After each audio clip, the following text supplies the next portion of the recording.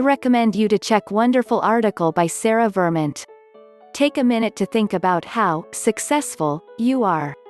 Now think about what criteria you use to evaluate yourself. Some people might look to their bank account. Others to various degrees they've collected. Many would look to their relationships with a spouse, their children, their friends. Some might even open their closet and look to their collection of designer shoes, bags and watches. Do I consider myself successful? I do. I've created a pretty awesome business, I'm well respected in my field, and I have multiple degrees. I love my home, and my relationships are strong. But on the other hand, I don't own my home.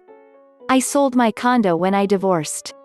I'm also overweight, which doesn't exactly paint a picture of success, especially for a woman. Oh, and I quit my PhD 93 pages into my dissertation. To some people, I might not look like a smashing success. What do we mean by success, anyway? My friend and colleague Ryan Coelho says the word success is like the word God.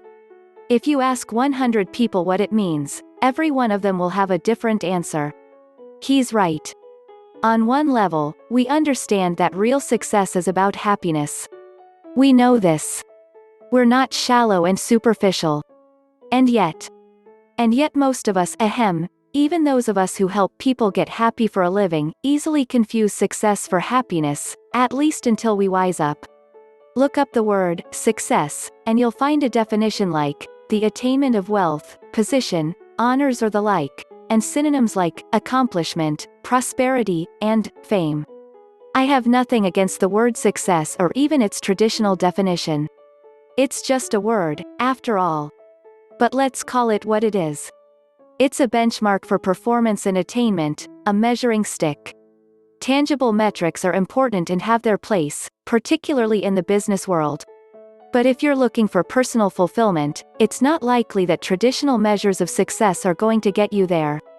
As a society, we've come to believe that success, stuff and status, is the yellow brick road. Follow it, and we'll most certainly arrive at the Emerald City. While there's nothing inherently wrong with wanting stuff, status, wealth or acclaim, it's a mistake to assume that they pave the way to happiness and fulfillment. Success is thrown around so frequently and in such varied contexts that we've forgotten what it really means. It's vague, all-encompassing, a catch-all. Success dangles in front of our eyes the things we think will make us happy, status and stuff. But we don't actually want all that.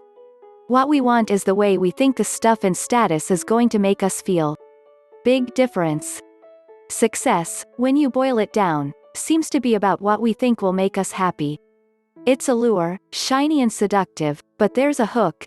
You can do everything right in the pursuit of attaining traditional success, but happiness and personal fulfillment are not guaranteed. Personally, at the height of my success, I was pretty miserable. I'm not saying there's an inverse relationship between success and happiness, just that there's not necessarily a positive one. They're two different things. A popular formula for success and happiness that's guaranteed to fail is the following: when I have insert measure of success here, I'll be happy. It will fail because one doesn't necessarily lead to the other. How you personally define success and how you personally define happiness is entirely up to you. But recognize the difference.